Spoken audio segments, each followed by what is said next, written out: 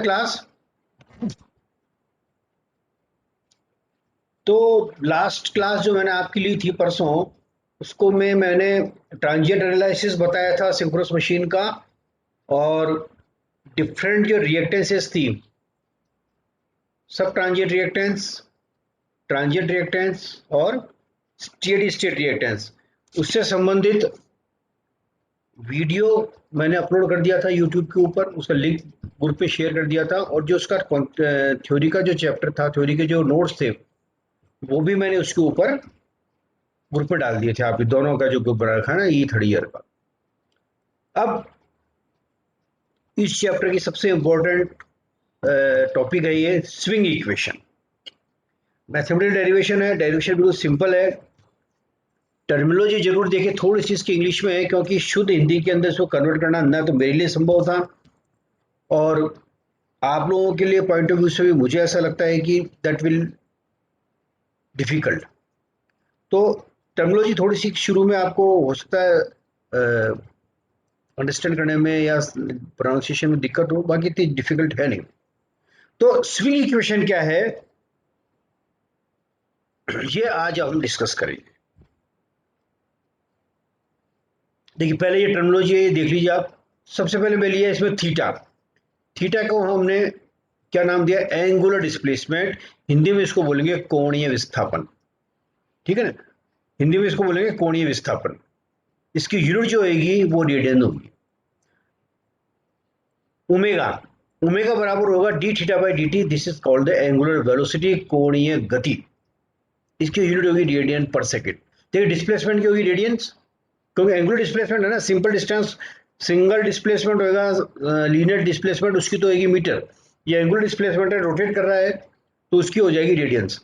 ऐसे angular velocity, कोणीय गति, इसकी यूनिट होगी रेडियन पर सेकंड। वेलोसिटी क्या होती है? Per second, radian per second या मीटर पर सेकंड। इसमें रेडियन हो जाएगा मीटर की जगह सब जगह। And alpha equal to d omega by D t. This is equal to D two theta by D T square. उसको हम कहेंगे एंगुलर एक्सीलरेशन या कोणीय त्वरण। हिंदी में त्वरण बोलते हैं जहां तो मुझे याद है एक्सीलरेशन को। और इसकी जो यूनिट होगी वो होगी रेडियन पर सेकंड स्क्वायर। तो radian displacement, radian per second velocity, radian per second square acceleration. Angular सब में लग जाएगा क्योंकि ये चीज रोटेट हो रही है। So theta angular displacement, omega d theta by D t angular velocity, and alpha equal to d omega by D T equal to D two theta by D T square is angular acceleration. Now I, moment of inertia. I is moment of inertia, unit होगी kilogram metre square. देखिए, अगर आपके examination के अंदर आपको unit याद नहीं है तो गलत मत लिखना, चाहे लिखना मत। समझ में आ रही है ना? अगर यूनिट, किसी यूनिट में आपको कंफ्यूजन हो गया, यार ये मैं भूल गया, तो डोंट राइट द यूनिट। लेकिन गलत यूनिट मत लिख देना बस आप, उससे बेटर है लिखो ही मत। टी टॉर्क है, बला गुण है, न्यूटन मीटर होती है उसकी। Power P, P equal to the T into omega. P is equal to T into omega. Power unit इसकी मेगावाट में लिख लीजिए, चाहे किलोवाट में लिख लीजिए। और m is I into omega, angular momentum, कोणीय संवेग। इसकी यूनिट होगी जूल सेकंड पर radian. m is I into omega, angular momentum, या हिंदी बोलेंगे कोणीय संवेग। अब देखिए, ये हमने चीजें लिख ली ऊपर। इसकी डेरिवेशन खुद एक बार आप हाथ से करेंगे ना तो समझ में आ जाएगा, नॉट डिफिकल्ट। अब देखिए, ये जो डेरिवेशन है, चाहे मोटर हो चाहे ऑल्टरनेटर हो, दोनों के लिए एप्लीकेबल रहेगी। कैसे एप्लीकेबल रहेगी? एक ऑल्टरनेटर प्राइम मूवर या प्रथम चालक की सहायता से शाफ्ट के द्वारा मैकेनिकल टॉर्क टीएम प्राप्त करता है। ऑल्टरनेटर में क्या होगा? मैकेनिकल इनपुट होगा, इलेक्ट्रिकल आउटपुट होगा। तो मैकेनिकल इनपुट आएगा और आउटपुट इलेक्ट्रिकल होगा। ठीक है, टॉर्क टीएम प्राप्त करता है, तथा एक इलेक्ट्रोमैग्नेटिक टॉर्क, विद्युत चुंबकीय टॉर्क टीई डेवलप करता है, प्रोड्यूस करता है, पैदा करता है, विकसित करता है। इन दोनों टॉर्क का अंतर एक्सीलरेशन और रिटार्डेशन टॉर्क टीए कहलाता है। ठीक है, देखिए, अगर टीएम ज्यादा होगा, टीएम मीन्स मैकेनिकल टॉर्क ज्यादा होगा, इलेक्ट्रिकल टॉर्क कम होगा, सीधी सी बात है, इनपुट ज्यादा आ रहा है, आउटपुट कम जा रहा है तो सीधी सी बात है रोटर की स्पीड बढ़ेगी, जो उसकी सिंक्रोनस स्पीड है उससे बढ़ जाएगी, तो उसको हम कहेंगे रोटर आपका एक्सीलरेट हो रहा है, तेज गति से चलेगा। और जब टीएम लेस देन टी होगा, मीन्स जब मैकेनिकल टॉर्क का मान कम होगा, इलेक्ट्रोमैग्नेटिक टॉर्क का मान ज्यादा होगा, इनपुट कम है आउटपुट ज्यादा है, तो रोटर की स्पीड सिंक्रोनस स्पीड से कम हो जाएगी, तो हम ये कहेंगे कि ये रोटर मंदन हो रहा है, इसका डिसेलरेट हो रहा है, उस समय टीए को हम नेगेटिव मानेंगे। क्यों? हमने एक डेफिनेशन दे दी टीए की कि TA equal to TM minus TE, ठीक है, TA equal to T M minus TE. तो टीएम यदि ज्यादा होगा तो टीए पॉजिटिव होगा, टीएम यदि कम होगा टीई से तो टीए नेगेटिव, ठीक है। इसका उल्टा हो जाएगा सिंक्रोनस मोटर के अंदर। क्यों? मोटर क्या करेगा, इलेक्ट्रिकल इनपुट लेता है और मैकेनिकल पावर आउटपुट देता है, तो सिंक्रोनस मोटर के अंदर ये चीज बिल्कुल उल्टी हो जाएगी। यदि मशीन सिंक्रोनस मोटर है तब यदि TM is less than TE है, मतलब इलेक्ट्रोमैग्नेटिक टॉर्क ज्यादा, इलेक्ट्रिकल इनपुट ज्यादा है, तो रोटर एक्सीलरेट करेगा, उसकी स्पीड बढ़ेगी। और यदि टीएम की वैल्यू ज्यादा होगी तो उस स्थिति के अंदर रोटर आपका डिसलेट करेगा, मैकेनिकल पावर ज्यादा होगी तो, ठीक है। तो ये बिल्कुल इस इक्वेशन को ध्यान में रखिए, आपको ये जो इक्वेशन है ना, ये T A equal to T M minus T, इसको ध्यान रखिए आप। और मोटर और टॉर्क का कॉन्सेप्ट क्लियर रख लीजिए, तो टी ए कब पॉजिटिव होगा कब नेगेटिव होगा ये आपको ध्यान रहेगा। अब ये डेरिवेशन स्टार्ट करेंगे।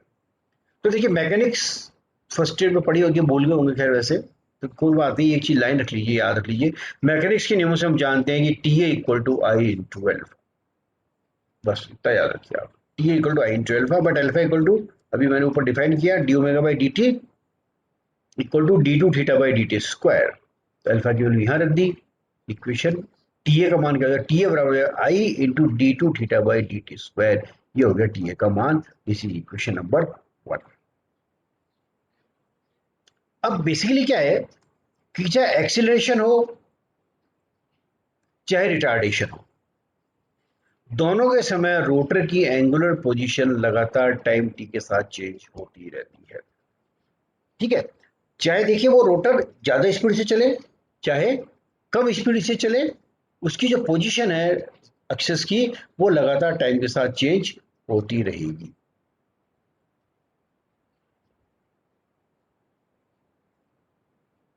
तो ये देखिए रोटर की एंगुलर पोजीशन, तो ये आपको कैसे ज्वाइन नहीं हो रही है,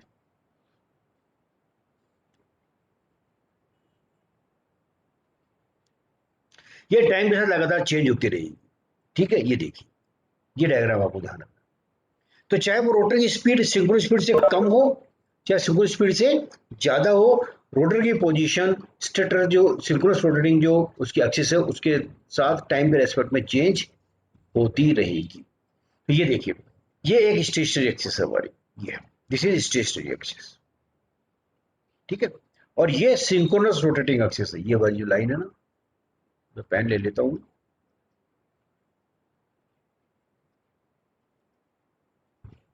ये रोटेटिंग स्टेशनरी एक्सिस है, ये जो है स्टेशनरी रोटेटिंग एक्सिस है, सिंक्रोनस स्पीड से जो एक्सिस रोटेट हो रही है। जब मशीन आपकी सिंक्रोनस स्पीड पे चलेगी तो रोटर की पोजीशन भी यही होगी, तभी रोटर की पोजीशन या तो इससे आगे हो सकती है इससे पीछे हो सकती है, दोनों हो सकती है, ऐसा नहीं कि आगे बता रखा है, तो इस केस में एक आगे मैंने बता रखा है, तो इससे एक्सेस रोटर की पोजीशन इससे आगे है। और चूंकि स्पीड क्या है ओमेगा एस इसकी, और टाइम के साथ इसकी पोजीशन चेंज होती जा रही है, इसको इसलिए हमने नाम दे दिया omega S T. So theta equal, this whole angle is theta. This whole angle is theta. So obviously theta equal to delta plus omega s t. Theta equal to delta plus omega s t, where delta is torque. Delta क्या है? Torque angle है। उसको differentiate कर दिया मैंने, इसको differentiate कर दिया इस इक्वेशन, तो d theta by D T equal to, देखिए omega plus d delta by D t, और उसको वापस डिफरेंशिएट कर दिया, तो d two theta by D T square equal to D two delta by D T square, omega constant है 0, time के साथ नहीं बदल रहा। इक्वेशन 1 व 2 से ऊपर जो इक्वेशन थी वो क्या थी, T A equal to I into D two theta by D T square, और d two theta by D T square equal to क्या निकाल लिया अपन ने, d two delta by D T square. तो यहाँ मैंने लिख दिया I into D two delta by D two square इसकी जगह पे, ठीक है। दोनों तरफ मल्टीप्लाई कर दिया मैंने ओमेगा से, दोनों तरफ मल्टीप्लाई कर दिया ओमेगा से।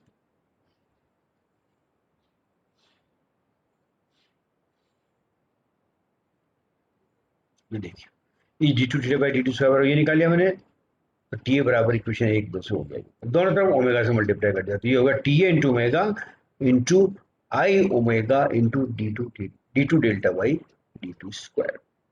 अब आई इंटू ओमेगा तो क्या है, एम है, और टी ए इंटू ओमेगा क्या है, पावर है, ऊपर डिफाइन किया था मैंने। तो ये टी ए कौन सा टॉर्क है, एक्सीलरेटिंग टॉर्क या डिसलेटिंग टॉर्क, ठीक है ना। तो P A equal to P M minus PE, PM minus PE, what does it mean, इसका मतलब ये है कि जिस प्रकार से हमारा टीए माइनस टीई था उसी प्रकार से हो जाएगा पीएम माइनस पीई। टीए क्या था, टॉर्क था, पी हो जाएगा पावर। तो P a equal to P m minus P equal to M D two delta by D T square, this is the swing equation, this is the swing equation.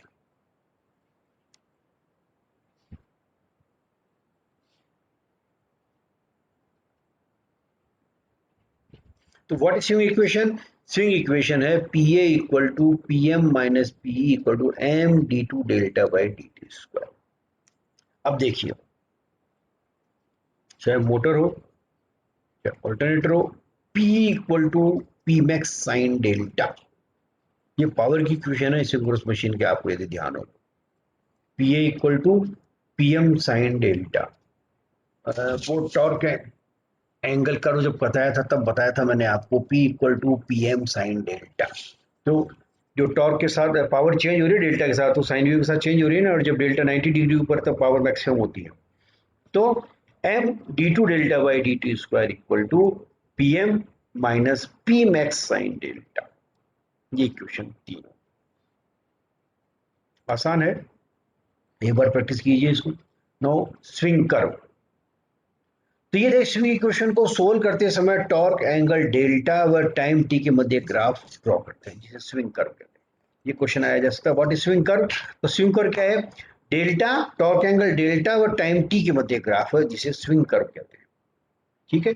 यदि delta time के साथ लगातार बढ़ता जाता है तब यह इनस्टेबिलिटी को दर्शाता है, और यदि डेल्टा टाइम के साथ घटता जाता है तब यह स्टेबिलिटी को दर्शाता है। आपको केवल कोई सॉल्यूशन नहीं करना स्विंग इक्वेशन का, कुछ नहीं करना, आपको केवल स्विंग कर्व ड्रॉ करना है, केवल ये स्विंग कर्व ड्रॉ कर दो। किसके मध्य ग्राफ है, ये टॉर्क एंगल डेल्टा और ये टाइम टी के मध्य graph, this is swing curve. तो देखिए ये रैंडमली खींचा है, यदि ये जो कर्व है ना, डेल्टा की वैल्यू टाइम के साथ लगातार घटती जा रही है, घटती जा रही है, तो ये इसका मतलब ये है कि मशीन, यदि दो डिस्टर्बेंसेस आए हैं तो भी मशीन आपकी स्टेबल हो जाएगी। और ये टॉर्क एंगल डेल्टा का मान बढ़ता जा रहा है टाइम के साथ साथ, टाइम के साथ साथ बढ़ता जा रहा है, तो मशीन डेफिनेटली आपकी अनस्टेबल हो जाएगी, ठीक है।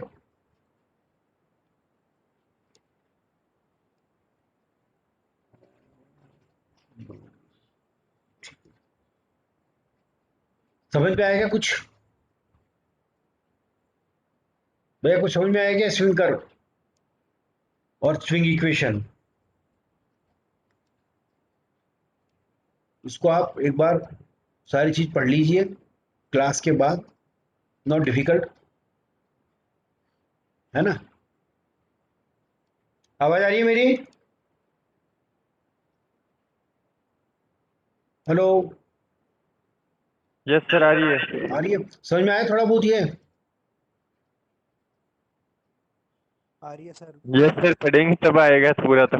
हाँ थोड़ा सा एक बार क्या है कि इसको आप खुद पढ़ लेना और लिख लेना, नोट्स बना लेना इसकी, या तो मैं वो दे दूंगा ट्यूटोरियल, ये चैप्टर खत्म हो जाएगा 2 लेक्चर के बाद, है ना, ज़्यादा बड़ा है नहीं, तो फिर मैं ट्यूटोरियल भी ग्रुप में डाल दूंगा। तो आप इस ट्यूटोरियल को जब करें ना आप अपने कॉपी के अंदर, तब समझ में आ जाएगा ये। बस इसमें डायग्राम पे फोकस ज्यादा रखिए। मैथमेटिकल इक्वेशन है, लेकिन स्विंग इक्वेशन आती है एग्जामिनेशन में, काफी बार पूछी जाती है स्विंग इक्वेशन। तो स्विंग इक्वेशन क्या है, डेराइव कीजिए या समझाइए। और केवल स्विंग इक्वेशन आती है ना, तो आपको यहाँ इक्वेशन नंबर 3 पे ले जाके खत्म कर देना है आपको, बस स्विंग कर्व बताने की जरूरत नहीं है। यदि स्विंग कर्व पूछता है तो ही स्विंग कर्व के बारे में आपको बताना है, ठीक है। अब एक छोटी सी डेरिवेशन और है, वो मैं करवा देता हूँ। एम एंड एच कांस्टेंट, ये भी कई बार पूछते हैं, एम एंड एच कांस्टेंट, ठीक है। ये एक पेज की डेरिवेशन है, छोटी सी, पढ़ लेते हैं अपन इसको। क्या है, किसी भी रोटेटिंग बॉडी की स्टोर्ड गतिज ऊर्जा निम्न प्रकार से दी जा सकती। स्टोर्ड काइनेटिक एनर्जी, तो काइनेटिक एनर्जी इक्वल टू होगी हाफ आई ओमेगा स्क्वायर, या आई हाफ एम ओमेगा। क्यों?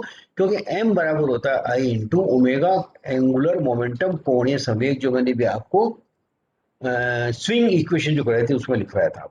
यदि केवल एम एंड एच कांस्टेंट के बारे में कहा था तो आपको यही से चालू करना है, और एम को आप लिख दीजिए बस केवल, ठीक है। तो kinetic energy equal to half I omega square equal to half M omega, और एम बराबर है I into omega, where M is कोणीय संवेग, एंगुलर मोमेंटम। क्यों इसकी जरूरत पड़ गई एम एंड एच कांस्टेंट की, इसको देखिए। एक समान डिजाइन वाली विभिन्न रेटिंग्स की मशीन के moment of inertia and momentum काफी ज्यादा वेरी होते हैं। एक समान डिजाइन वाली विभिन्न रेटिंग्स की मशीन की मोमेंट ऑफ इनर्शिया और संवेग बहुत ज्यादा चेंज होते रहते हैं। अतः मोमेंटम को एक कांस्टेंट के टर्म में परिभाषित किया जाता है, इसे इनर्शिया कांस्टेंट एच कहते हैं। तो ये डेफिनेशन आपको याद रखनी पड़ेगी, इनर्शिया कांस्टेंट एच कहते हैं। क्या है H? So H equal to stored energy in mega joule, mega joule में एकत्रित ऊर्जा डिवाइडेड बाय मशीन की एमवीए में रेटिंग, मेगा वोल्ट एम्पेयर में मशीन की रेटिंग, और जिसको हम डिनोट करेंगे जी से, ठीक है। तो एच को क्या डिफाइन किया हमने, stored energy in mega joule divided by machine की एमवीए में रेटिंग जी। तो स्टोर्ड एनर्जी क्या हो जाएगी, एच इंटू ये जी से गुणा हो जाएगा, तो जी एच इक्वल टू क्या हो जाएगा, stored energy.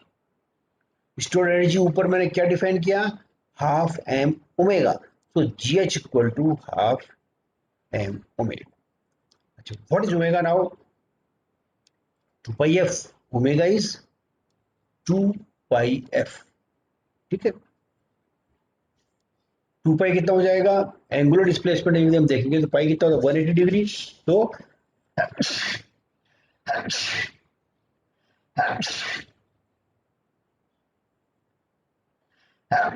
Sorry,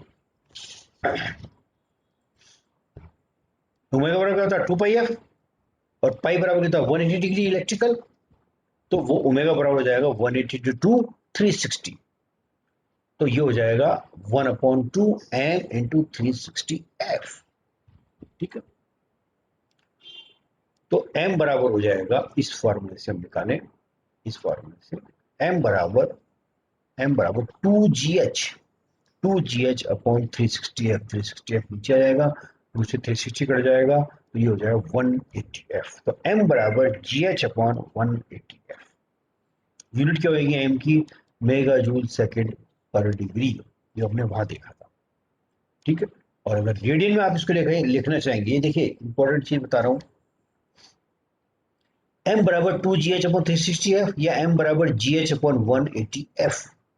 unit mega joule second पर डिग्री, और अगर रेडियन में लेंगे तो 180 हट जाएगा, पाई आ जाएगा उसकी, ठीक है। तो m बराबर gh अपॉन पाई f, उसको लिख देंगे मेगा जूल सेकंड पर रेडियन। तो this is the m and h constant of synchronous machine. छोटी सी डेरिवेशन एक पेज की। अगर m एंड h कांस्टेंट आता है 6 नंबर का आपके, तो आपको सीधा यहीं से स्टार्ट करना है, ये एक बेसिक डेरिवेशन है, ज्यादा लंबी चौड़ी डेरिवेशन नहीं है। सो एम एंड एच कांस्टेंट क्या है, किसी भी रोटेटिंग बॉडी की स्टोर्ड एनर्जी, कौन सी एनर्जी, देखिए दो एनर्जी होती है, स्टैटिक एनर्जी और काइनेटिक एनर्जी। काइनेटिक एनर्जी निम्न प्रकार से दी जा सकती है, के ई बराबर काइनेटिक एनर्जी गतिज ऊर्जा बराबर हाफ आई ओमेगा स्क्वायर, और ओमेगा एम बराबर आई ओमेगा, तो हो जाएगा half M omega, where M is angular momentum. एक समान डिजाइन वाली विभिन्न रेटिंग्स की मशीन के मोमेंट ऑफ इनर्शिया और मोमेंटम काफी ज्यादा वेरी होते हैं, अतः मोमेंटम को एक कांस्टेंट के रूप में परिभाषित करते हैं, जिसे हम एच कहते हैं। ये एच की डेफिनेशन हो गई आपकी, store energy in megajoule divide by machine की रेटिंग इन एमवीए, और जो जी कर दिया तो स्टोर एनर्जी होगी जी इंटू एच। स्टोर एनर्जी का फार्मूला ऊपर भी बताया था, आई हाफ एम ओमेगा, ये भी लोग दी, ओमेगा इज 2 पाई एफ, तो 2 पाई एफ में मिनट पाई बराबर 180, तो जो है 360 एफ, यहाँ वैल्यू रख के और इसको हमने सोल्व कर लिया। तो these are the M and H constant of synchronous machine. अब कल मैं आपको करूंगा hunting phenomenon in synchronous machine. कुछ पूछना भैया, कुछ पूछना हो तो पूछ लो। शो समझ में आया कुछ? सर मोमेंट ऑफ एनर्जी क्या होता है? मोमेंट ऑफ इनर्शिया को बोलेंगे अपन जड़त्व गुण। इनर्शिया तो होता है, क्या होता है, जड़त्व गुण इनर्शिया होता है क्या? मोमेंट ऑफ इनर्शिया को हिंदी में क्या बोलते हैं, देख लेता हूँ, बता देता हूँ, एक सेकंड रुको।